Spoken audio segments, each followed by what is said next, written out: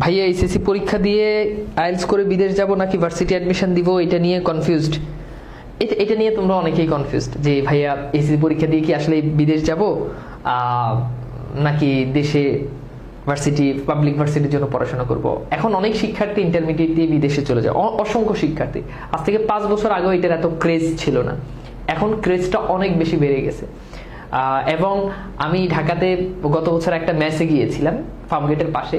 তো ওই ম্যাচে আমি এর আগেও আরো অনেকবার গিয়েছি। তো গেলে ওখানে অ্যাডমিশনের সময় এসএসসি পরীক্ষার পর সব অ্যাডমিশন ক্যান্ডিডেট, কিন্তু গত বছর গিয়ে আমি দেখলাম যে যতটা না অ্যাডমিশন ক্যান্ডিডেট স্টুডেন্ট, এর থেকে বেশি হচ্ছে আইএলটিএস করতেছে এমন স্টুডেন্ট। ফার্মগেটের আশেপাশে আইএলটিএস করতেছে এমন স্টুডেন্টের সংখ্যাই বেশি। তো এখন আসলে আমাদের কোনটা করা উচিত? আমরা কি আসলে আইএলটিএস দিয়ে আসলে বিদেশ যাব নাকি হচ্ছে আমরা আসলে কোনটা করব, আমাদের আসলে কোনটা করা উচিত, তাই না? এটা একটা আমি একটু সংক্ষেপে তোমাদেরকে যদি একটু বলি। প্রথমত হচ্ছে তুমি যদি এইচএসসি দাও, এন্ড এইচএসসি দেওয়ার পরে যদি তুমি ইউনিভার্সিটি অ্যাডমিশন অর্থাৎ তুমি যদি বিশ্ববিদ্যালয়ে ভর্তি হও, তাহলে তোমার মিনিমাম সেখানে সময় লাগবে 4 বছর। কত বছর? 4 বছর। এটা মিনিমাম সময় লাগবে, এর বেশিও লাগতে পারে। আমাদের দেশে ভার্সিটিগুলোতে অনেক ভার্সিটি, ন্যাশনাল পাবলিকের অনেক ভার্সিটিতে সেশন জট আছে। সো আমরা ধরে নিলাম যে আমাদের 4 বছর সময় লাগবে। তো এইটা হচ্ছে তুমি যদি দেশে থাকো, দেশে থাকলে ফরম্যাটটা তোমার এমন হবে যে তুমি এইচএসসি পরীক্ষা দিবা, তারপর হচ্ছে তোমার আরো 4 বছর লাগবে। এই 4 বছরের পর তারপর কি আসবে? তারপর হচ্ছে তোমার জব। এই যে জব তুমি পাবা, এইখানে তোমাকে আরো 2 থেকে 4 বছর তোমাকে পড়াশোনা করতে হবে, অর্থাৎ তোমাকে একটা জবের জন্য প্রস্তুতি নিতে হবে। যদি খুব ভালো হয় তাহলে 1 বছরের ভিতরে জব পেয়ে যাবা, যদি খুব আগ থেকে যদি ভালো প্রিপারেশন নাও তাও এটা বলা যায় না।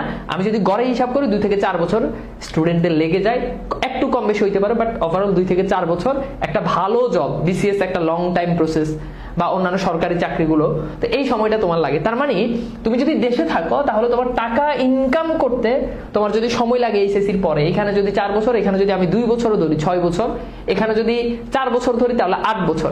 তার মানে বুঝতেই পারতেছো তুমি টাকা ইনকাম করতে তোমার 6 থেকে 8 বছর লেগে যাবে। এখন 6 থেকে 8 বছর তোমাকে আসলে তোমার ফ্যামিলি সেই সাপোর্টটা দিবে কিনা, হ্যাঁ, অথবা তুমি টিউশন করাবা। টিউশন এখন আসলে যত হাইপের বিষয়, ভার্সিটিতে ভর্তি হওয়ার পর ওই টিউশন আসলে পাওয়া যায় না। পাবলিক ভার্সিটি গুলো সাধারণত হয় দেশের একেবারে প্রত্যন্ত অঞ্চল, এগুলোতে আসলে ওরকম টিউশন পাওয়া যায় না, বা টিউশন পেলেও তুমি ওই 1000-1500 টাকার টিউশন পাওয়াটাই খুব কষ্ট।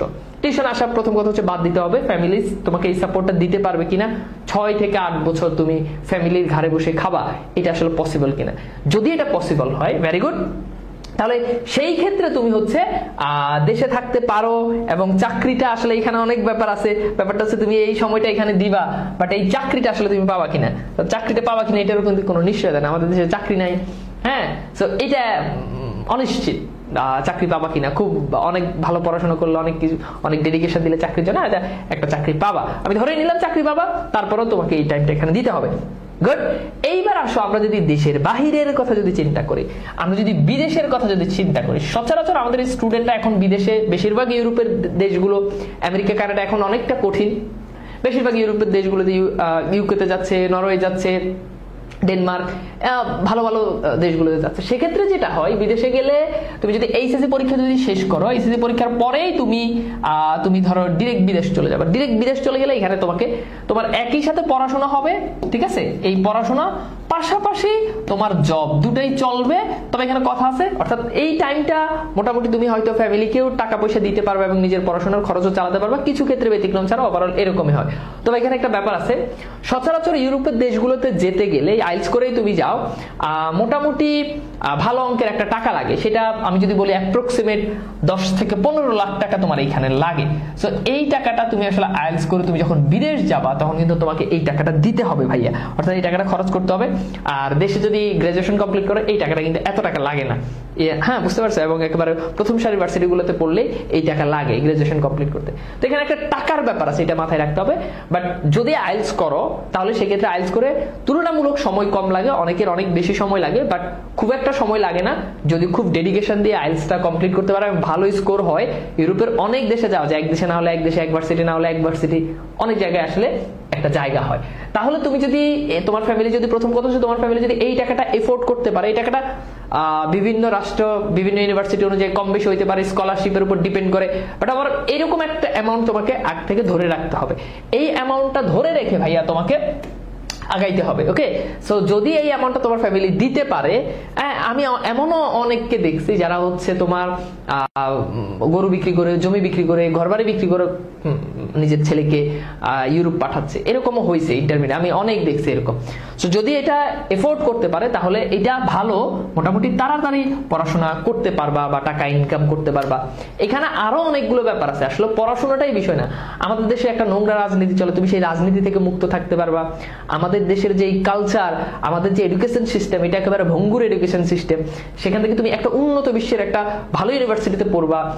সো এটা অবশ্যই তোমার জীবনের জন্য একটা অর্জন, ডেফিনেটলি অর্জন। আমাদের দেশের তথাকথিত ভার্সিটিগুলোর থেকে এগুলোতে পড়া অনেকটাই ভালো। হ্যাঁ, এখানে তুমি যে জায়গাতে পড়বা সেখানে মানে শত শত দেশ থেকে শত শত শিক্ষার্থীরা আসবে, তাদের সাথে মিশতে পারবা। সো ভবিষ্যৎটা অনেকটা উজ্জ্বল। তবে অনেকে দেশ ছাড়তে চায় না, তার ক্ষেত্রে এখানে আসলে যাওয়াটা উচিত না। আরো অনেকগুলো ব্যাপার আছে। অনেক দেশে দেখা যায় যে এনভায়রনমেন্টের সাথে অনেকে খাপ খাইতে পারে না, যারা একটু বেশি ধার্মিক তাদের অনেক জায়গাতে অনেক প্রবলেম হয়। তারপর হচ্ছে তোমার ওয়েদারের সাথে অনেকে খাপ খাইতে পারে না। তারপর হচ্ছে ফ্যামিলি ছাড়া ছাড়তে হবে, ফ্যামিলি ছাড়া তোমাকে থাকতে হবে।